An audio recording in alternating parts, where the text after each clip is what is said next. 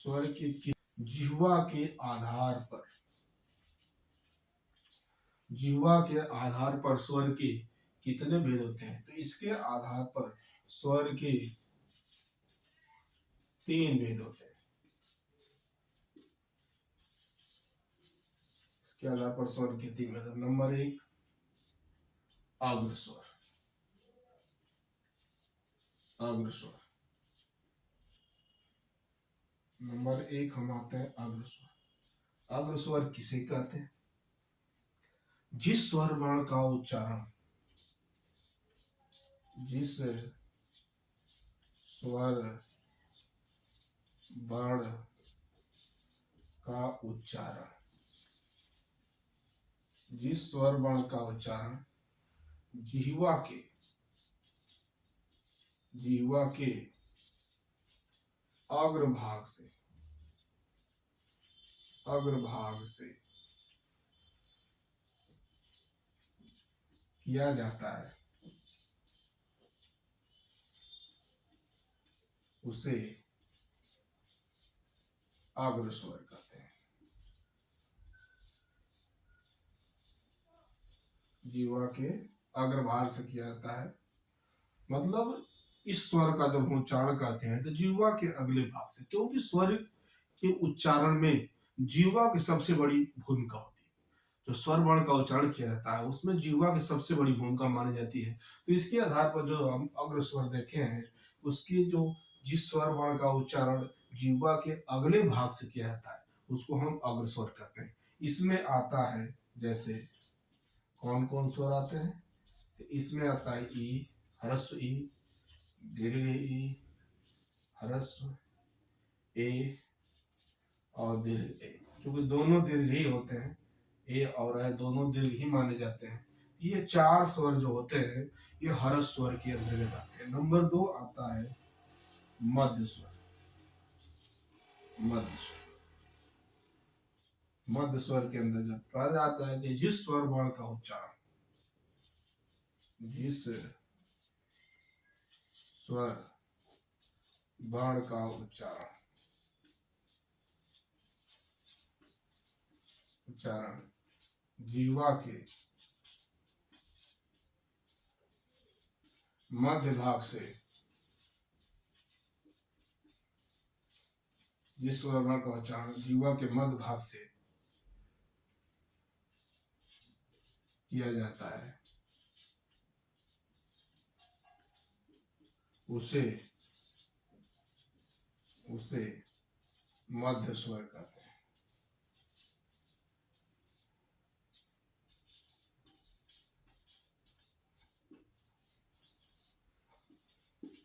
उसे मध्य स्वर कहते हैं। ठीक है, मतलब जिह्वा जो मध्य स्वर होता है, जिह्वा के बीचों बीच जो जीभ होती है हमारी, सीधे सीधे स्पष्ट रूप से कह सकते हैं, जो जीभ होती है उसके मध्य भाग से इसका उच्चारण स्थान होता है।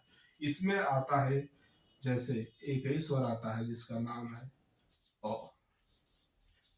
यही स्वर एक है जो मध्य स्वर के अंतर्गत आता है। नंबर 3 जो आपके है उच्चारण स्थान के आधार पर, उच्चारण जिह्वा के आधार पर जो स्वर के भेद बताया 3, अग्र स्वर, मध्य स्वर, एक आता है पश्च स्वर।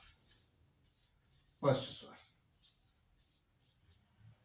जिस स्वर का उच्चारण, जिस स्वर वर्ण का उच्चारण, जिस स्वर वर्ण का उच्चारण, जिस स्वर वर्ण का उच्चारण जिह्वा के पिछले भाग से, जिह्वा के पिछले भाग से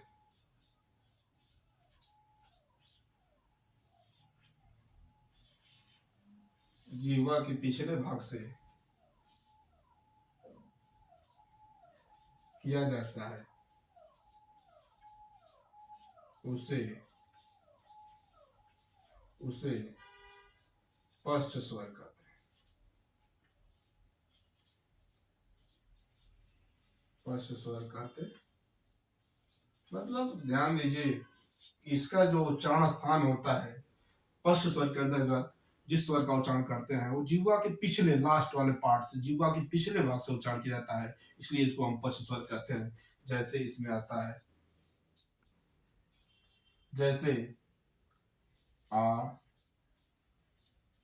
उ, बड़ा ऊ, ओ, औ, और एक आगा स्वर आता आ। ये यह स्वर आपके पश्च स्वर कहलाते हैं। जैसे आ, छोटा ऊ, बड़ा ओ, और आ, ये जितने स्वर होते हैं वो पश्च स्वर के अंतर्गत आते हैं।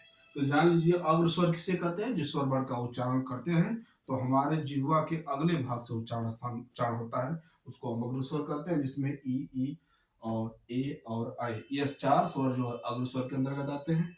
और मध्य स्वर जिसका उच्चारण जिह्वा के मध्य भाग से किया जाता है, उसमें एक ही स्वर आता है जिसका नाम है अ।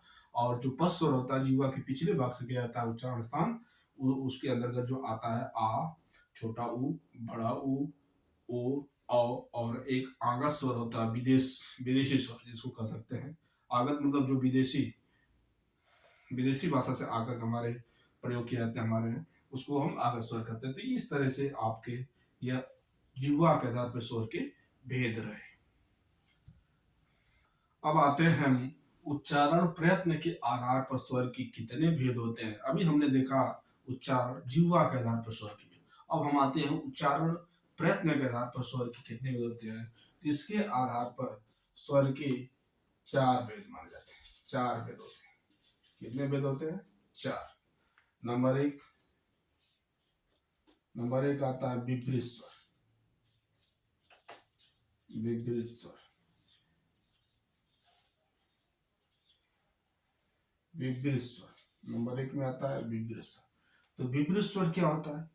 जिस स्वर वर्ण का उच्चारण करते समय, जिस स्वर वर्ण का, जिस स्वर वर्ण का उच्चारण करते समय, उच्चारण करते समय, जिस स्वर वर्ण का उच्चारण करते समय मुंह पूरा, जिस स्वर वर्ण का उच्चारण करते समय मुंह पूरा खुलता है। कह रहा है कि जिस स्वर वर्ण का उच्चारण करते समय मुंह पूरा खुल जाता है, मतलब जिस स्वर का, जिस जो विपरीत स्वर होते हैं, विपरीत स्वर के अंतर्गत वो वर्ण आते हैं जिनका उच्चारण करते समय मुंह पूरा क्या करता है? खुल जाता है। जैसे आ, जैसे आ, आ एक ऐसा स्वर वर्ण है, ऐसा ऐसा स्वर है जिसका उच्चारण करते समय मुंह क्या पूरा खुल जाता है। जैसे आ देखिए, तो मेरा मुंह क्या होगा? खुल जाएगा पूरा आ। इसलिए स्वर वर्ण का उच्चारण जो विपरीत स्वर होता है, उच्चारण करते समय मुंह पूरा क्या करता है? खुल जाता है। विपरीत स्वर। नंबर दो अर्ध विपरीत स्वर। अर्ध विपरीत स्वर, अर्ध विपरीत स्वर, जिस स्वर वर्ण का, जिस स्वर वर्ण का उच्चारण, जिस स्वर वर्ण का उच्चारण करते समय मुंह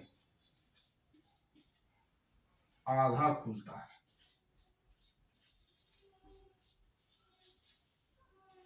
जिस स्वर वर्ण का उच्चारण करते समय मुंह आधा खुलता है, उसे अर्ध विपरीत स्वर कहते हैं। अर्ध विपरीत स्वर कहते हैं। जैसे मतलब जिस स्वर वर्ण का, इस स्वर जो अर्ध विपरीत स्वर होते हैं उनका उच्चारण करते समय मुंह हमारा पूरा आधा खुलता, पूरा नहीं खुलता, आधा खुलता है। जैसे अभी ऊपर देखे विपरीत स्वर उच्चारण करते हैं तो मुंह पूरा खुल जाता आ, लेकिन इस स्वर का उच्चारण करते हैं अर्ध विपरीत स्वर का, तो इसका मुंह क्या होता है? आधा खुलता है। जैसे जैसे आता है आ, आगा स्वर ऐ और औ। यही स्वर आपके हैं जो विपरीत स्वर अर्धविपरीत स्वर कहलाते हैं। नंबर 3 सम्मिलित स्वर।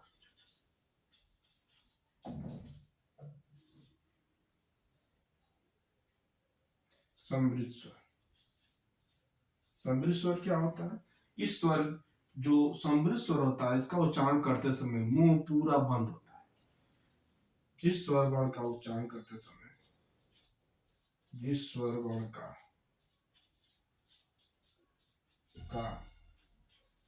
उच्चारण करते समय मुंह बंद रहता है, बंद रहता है, बंद रहता है, उसे सम्मिलित स्वर कहते हैं। सम्मिलित स्वर कहते हैं, उसे सम्मिलित स्वर कहते हैं। जैसे जैसे इस स्वर वर्ण का जब उच्चारण करते हैं तो हमारा मुंह पूर्ण रूप से क्या करता है? मूल रूप से बंद रहता है। जैसे ई, बड़ी ई, ओ और बड़ा ओ, ये 4 जो स्वर होते हैं आपके उच्चारण करते समय हमारा मुंह क्या रहता है? पूर्ण रूप से बंद रहता है। नंबर 4 आता है अर्ध सम्मिलित स्वर। अर्ध सम्मिलित स्वर, अर्ध सम्मिलित स्वर। अर्ध सम्मिलित में क्या होता है? जिस स्वर वर्ण का उच्चारण करते समय, जिस स्वर वर्ण का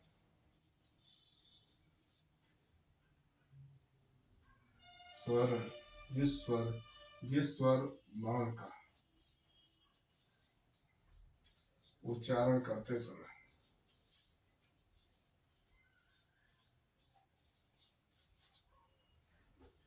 उच्चारण करते समय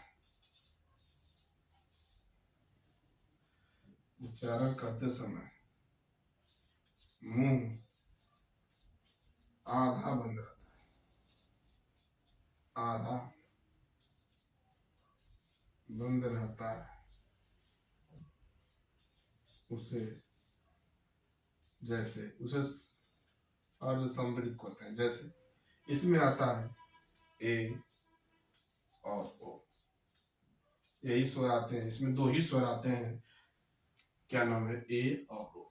तो इस बात को ध्यान रखिएगा, उच्चारण प्रयत्न के आधार पर स्वर की 4 भेद होती है। कितने भेद होते हैं? 4। नंबर 1 आता है विपरीत स्वर। विपरीत स्वर क्या होता है? जिस स्वर वर्ण का उच्चारण करते समय मुंह पूरा खुल जाता है। जैसे आ, देखिए ध्यान से, आ करते समय मुंह पूरा क्या करा है? खुल रहा। और विपरीत स्वर क्या है? जिस स्वर वर्ण का उच्चारण करते समय मुंह आधा खुलता है। इसके अंतर्गत आता है आपका स्वर ओ, आ, ए, आए और औ, ये स्वर आते हैं।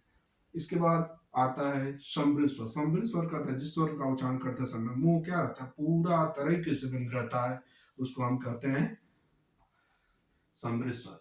जैसे इसमें आता है ई, छोटी ई आती है, बड़ी ई आती है, और क्या आता है? छोटा हुआ आता है, बड़ा हुआ आता है। इसके बाद आता है अर्धसम्मिलित स्वर। जिस स्वर वर्ण का उच्चारण करते समय मुंह आधा बंद रहता है, आधा बंद रहता है, उसको हम क्या कहते हैं? अर्धसम्मिलित स्वर का। जैसे ए और ओ, यह आपके इसके अंतर्गत आते हैं। अब हम आते हैं व्यंजन। चूंकि हमने स्वर देख लिया, अब हम आते हैं व्यंजन की तरफ। व्यंजन कहते किसे हैं और स्वर कहते किसे हैं? स्वर, चूंकि हम लोगों ने देखा कि स्वर वे वर्ण होते हैं जिनका उच्चारण किसी अन्य वर्ण की सहायता के बिना किया जाता है। मतलब वह स्वर जो होते हैं किसी अन्य वर्ण पर आश्रित नहीं होते। लेकिन जो व्यंजन होता है किस पे आश्रित होता है? स्वरों। तो परिभाषा आती है कि व्यंजन वे वर्ण होते हैं, व्यंजन वे वर्ण होते हैं जिनका उच्चारण,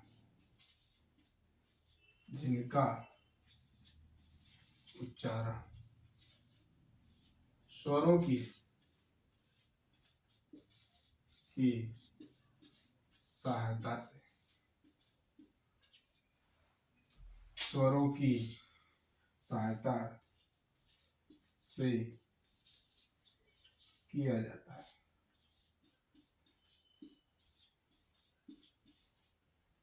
मतलब परिभाषा यह कह रही है कि व्यंजन वे वर्ण होते हैं जिनका उच्चारण किसकी सहायता से, स्वरों की सहायता से, लेकिन जो स्वर होते हैं वह किसी की सहायता नहीं लेते, इसलिए कहा जाता है कि स्वर जो होते हैं किसी अन्य वर्ण पे आश्रित नहीं होते हैं, लेकिन जो व्यंजन होते हैं स्वरों पे ही आश्रित होते हैं।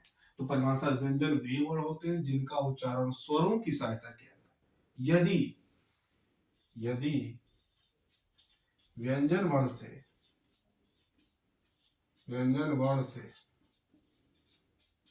स्वर स्वर निकाल दिया जाए,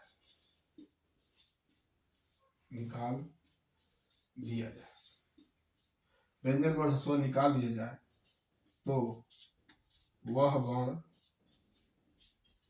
वर्ण हलंत युक्त हो जाता है, हलंत युक्त हो जाता है। कैसा हो जाता है, हलंत युक्त होता है। व्यंजन से यदि स्वर को निकाल दिया जाए तो वह व्यंजन कैसा हो जाता है, हलंत युक्त हो जाता है, अर्थात आधा हो जाता है। जैसे हम लिखते हैं, जैसे सपोज करिए हम क लिखे, जैसे मान लीजिए हमने ले लिया क, क में से यदि हम स्वर निकाल देंगे तो यह व्यंजन कैसा हो जाए, हलंत युक्त हो जाएगा, और इसको हम जोड़ देंगे। तो देखिए ध्यान दीजिए, यह हो गया स्वर, और चूंकि स्वर किस पे आश्रित होते हैं, किसी पे नहीं, लेकिन जो व्यंजन होता है किस पे आश्रित होता है, स्वर पे।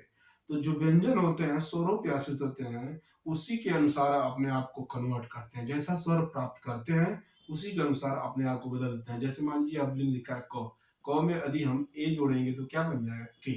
जैसे क में ओ जोड़ देंगे तो क्या बन जाएगा, को। जैसे क में छोटा ओ जोड़ देंगे क्या बन जाएगा, कु। उसी तरह से तो व्यंजन किस पे होते हैं, स्वरों पे। स्वर के बिना एक कदम नहीं चल सकते। ये आप गया। अब प्रश्न आता है कि व्यंजनों की संख्या कितनी, बहुत इस पर विवाद खड़ा होता है। तमाम लोग को दिमाग में एक चीज बात बनती है, व्यंजनों की संख्या 36 होती है, तो ये भ्रम न पालें। व्यंजनों की संख्या टोटल 33 मानी जाती है। तो हिंदी वर्णमाला में हिंदी वर्णमाला में हिंदी वर्णमाला में व्यंजनों की संख्या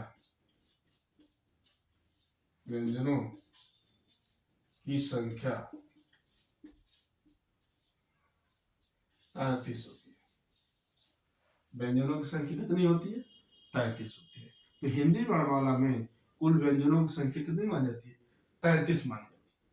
ठीक है, अब ध्यान रखिएगा। अब हम आते हैं व्यंजन के भेद, व्यंजन के भेद, व्यंजन के भेद। मुख्य रूप से व्यंजन के 3 भेद होते हैं। ठीक है, पहला होता है स्पर्श व्यंजन,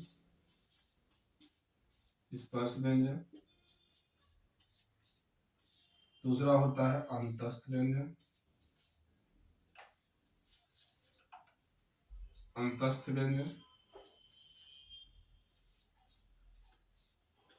और नंबर 3 होता है ऊष्म व्यंजन। यही 3 व्यंजन के ऊष्म व्यंजन, स्पर्श व्यंजन, अंतस्थ व्यंजन, ऊष्म व्यंजन। यह ऊष्म व्यंजन, इसके मुख्य 3 मानते हैं। बहुत लोग ये बताते हैं कि व्यंजन के 4 होते हैं, चूंकि संयुक्त व्यंजन को भी इसमें ऐड कर देते हैं, तो ऐसा नहीं। चूंकि संयुक्त व्यंजन को एक अलग व्यू में रखा जाता है, चूंकि उसके जो संयुक्त व्यंजन होते हैं छत्र, ज्ञ, स्र, अ, तो चूंकि वो अलग अलग अक्षरों से, 2 अक्षरों के योग से मिलकर बनते हैं, चूंकि एक वर्ण यहाँ यूज किया जाता है, इसलिए उसको संयुक्त व्यंजन को इसमें व्यंजन के मुख्य भेद में नहीं रखा जाता है। तो स्पर्श व्यंजन, अंतस्थ व्यंजन, ऊष्म व्यंजन, यह इसके 3 भेद माने जाते हैं। ठीक है, अब हम आते हैं उस व्यंजन के भेद, उस अंतस्थ व्यंजन। अब हम आते हैं अंतस्थ व्यंजन किसे कहते हैं। तो इनका उच्चारण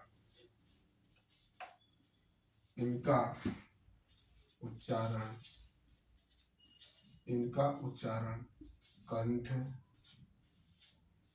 तालव्य, मूर्धन्य,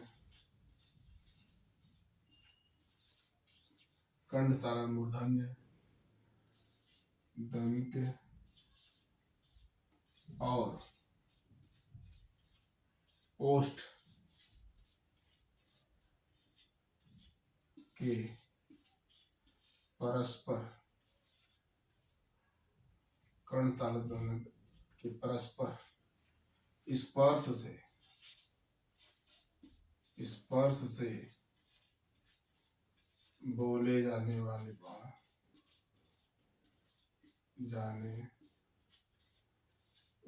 वर्ण स्पर्श में अंतस्थ व्यंजन। इनका उच्चारण कर्ण तालव्य मूर्धन्य दंत और ओष्ठ के परस्पर स्पर्श से बोला जाता है, स्पर्श से बोला जाता है या किया जाता है।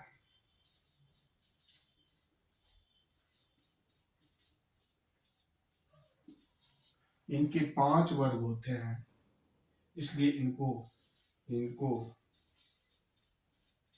वर्गीय व्यंजन भी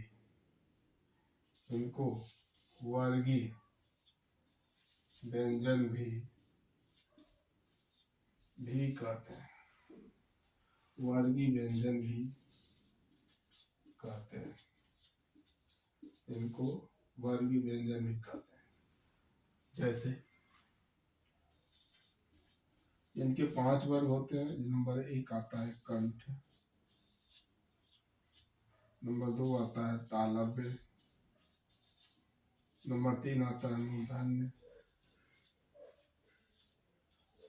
नंबर 4 आता है दंत, नंबर 5 आता है ओष्ठ। यही 5 वर्ग आते हैं। इसको क वर्ग भी कहा जाता है, क वर्ग, इसको क वर्ग, इसको च वर्ग, इसको ट वर्ग, इसको त वर्ग और इसको प वर्ग के नाम से भी जाना जाता है। अब इसमें जो आते हैं क, ख, ग, घ, ङ, च, छ, ज, झ, ञ, ट, ठ, ड, ढ, ण, त, थ, द, ध, न, प, फ, ब, भ, म। यही 5 वर्ग होते हैं। यही 5 वर्ग आपको स्पर्श अंतस्थ व्यंजन के अंतर्गत है। सॉरी, ठीक। क्योंकि यहाँ देखिए थोड़ा सॉरी, यहाँ गलती हो गया। स्पर्श व्यंजन होता है, स्पर्श व्यंजन होता है, ये अंतस्थ व्यंजन हो गया था, इस बात को ध्यान रखिएगा। तो कंठ, तालव्य, मूर्धन्य, दंत और ओष्ठ, ये 5 वर्ग है। और 5 वर्ग में क, ख, ग, घ, ङ, ये जो 5 के लास्ट में अक्षर होते हैं, इसी को अनुनासिक या पंचमाक्षर कहते हैं। ये 5 वर्ग पंचमाक्षर के नाम जानते हैं। और आप जब लिपि सुधार की बात चल रही थी तो उसमें आप ध्यान रखिएगा इस बात को, इसी पंचमाक्षर के स्थान पर श्याम सुंदर दास, श्याम श्याम सुंदर दास, चलो श्याम सुंदर दास, इस बात को ध्यान रखिएगा, इसी पंचमाक्षर के स्थान पर श्याम सुंदर दास, सुंदर दास, ये बहुत महत्वपूर्ण है। इसी पंचमाक्षर के श्याम सुंदर दास ने अनुस्वार अनुस्वार रखने की बात की थी। जैसे हम लिखते हैं कंचन, कंचन हम लिखते थे, तो यह जहाँ पे पंचमाक्षर आते थे उनके स्थान पर सीधे सीधे अनुस्वार रखने की बात श्याम सुंदर दास ने कही थी। ये बहुत महत्वपूर्ण प्रश्न है जो परीक्षा के दृष्टिकोण से हर जगह कहीं कहीं परीक्षा में पूछा जाता है, इस बात को ध्यान रखिएगा। ठीक, तो यह आपके पंचमाक्षर हो गए जिसको पंचमाक्षर अनुनासिक कहते हैं, इसका उच्चारण था नासिक कहते हैं। अब ध्यान दीजिए, कंठ जो होते हैं ये 5 अक्षर क ख ग घ ङ, जिसका उच्चारण स्थान जब हम करते हैं तो कंठ के द्वारा इसका उच्चारण, यहाँ से ध्वनि निकलती है, इस बात को ध्यान रखिएगा। जिस वर्ण का उच्चारण करते समय हमारे कंठ ध्वनियां कंठ से निकलती हैं उनको हम कंठ कहते हैं। इसमें आता है, जैसे आप बोलेंगे जब क ख ग घ, तो ध्वनि हमारे यहाँ से, चूंकि दबाव प्रेशर यहाँ पड़ रहा है इसलिए कंठ कहा। अब आते हैं तालव्य। जब किसी वर्ण का उच्चारण करते तो जिह्वा हमारी कहाँ जाके स्पर्श करती है, तालु में। यह आपका जो तालु वाला पार्ट है, ए वाला पार्ट, तो जिह्वा जाके लास्ट में स्पर्श करती है तालु में, इसलिए वो आपके आ जाते हैं तालव्य वर्ण, जिसमें आता है च, बोलकर आप दे सकते हैं च छ ज झ, इन्हें। ठीक, तो अब आते हैं, अब आता है मूर्धन्य। मूर्धन्य भाग ट ठ ड ढ ढ, ये जो आपके मूर्धन्य पार्ट होते हैं, जिह्वा के ऊपर देखिए, ध्यान से देखिए, दांत के नीचे ये जो खुरदरा पाक होता है उसको हम मूर्धन्य भाग कहते हैं। तो जिह्वा जाके जिस उच्चारण करते समय ये 5 अक्षरों में कोई उच्चारण करेंगे तो जिह्वा हमारे जाके जाके मूर्धन्य वाले भाग में स्पर्श करेगी, उसको मूर्धन्य भाग कहते हैं। दंत, जिसका उच्चारण सीधे करते समय जिह्वा हमारे जाके दांत में स्पर्श करती है सीधे, त थ द थ न, तो जिह्वा हमारे जब दांत में स्पर्श करती है तो दंत वर्ण कहलाते हैं। आबोष्ठ, जिसमें सबसे ज्यादा सक्रियता ओठों की होती है, इसलिए हम ओष्ठ वर्ण कहते हैं। जैसे प फ ब भ म, उच्चारण करके आप देख सकते हैं इन 5 अक्षरों को, इसलिए इसलिए इनको वर्गीय व्यंजन कहा जाता है। क्यों? क्योंकि इनकी संख्या जो 25 है, ध्यान से देखिए, यही 5 5 15 15 5 20 25, इसलिए इनको स्पर्श व्यंजन को वर्गीय व्यंजन के नाम से कहा जाता है। ठीक, अब हम आते हैं, अगला देते हैं नंबर 2, अंतस्थ व्यंजन। जिन व्यंजनों का उच्चारण करते समय, जिन व्यंजनों का उच्चारण करते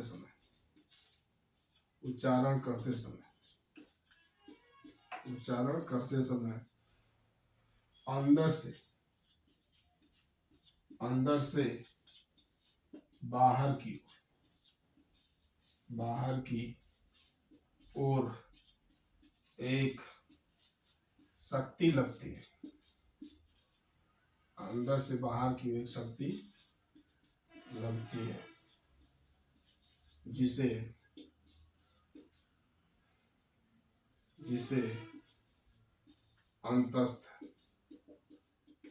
अंतस्थ व्यंजन कहते हैं।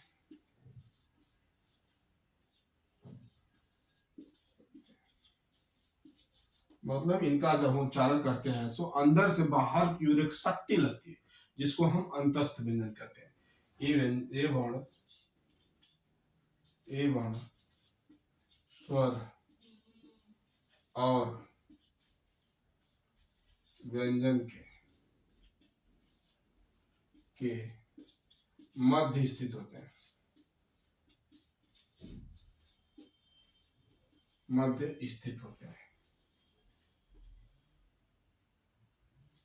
स्थित होते हैं।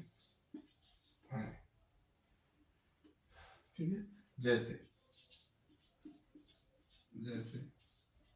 य, र, ल, व, ये 4 वर्ण जो होते हैं अंतस्थ व्यंजन के अंतर्गत आते हैं।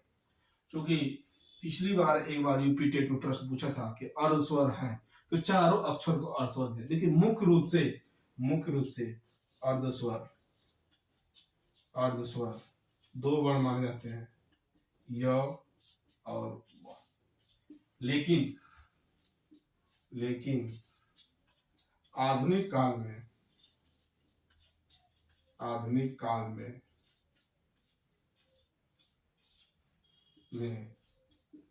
र और ल को पूर्ण व्यंजन माना जा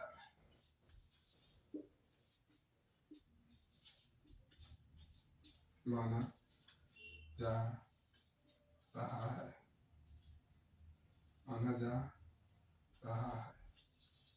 ठीक है, इस बात को ध्यान रखिएगा, यह बड़ा महत्वपूर्ण है। यह कई बार रिपीटेड, चाहे अन्य जितनी भी प्रतियोगी परीक्षा होती है, कहीं कहीं यह प्रश्न पूछा जाता है कि अर्ध स्वर है य और व, लेकिन ठीक है कि आधुनिक काल में र और ल को पूर्ण व्यंजन, क्योंकि ये चार अक्षर अर्ध स्वर के अंतर्गत आते हैं।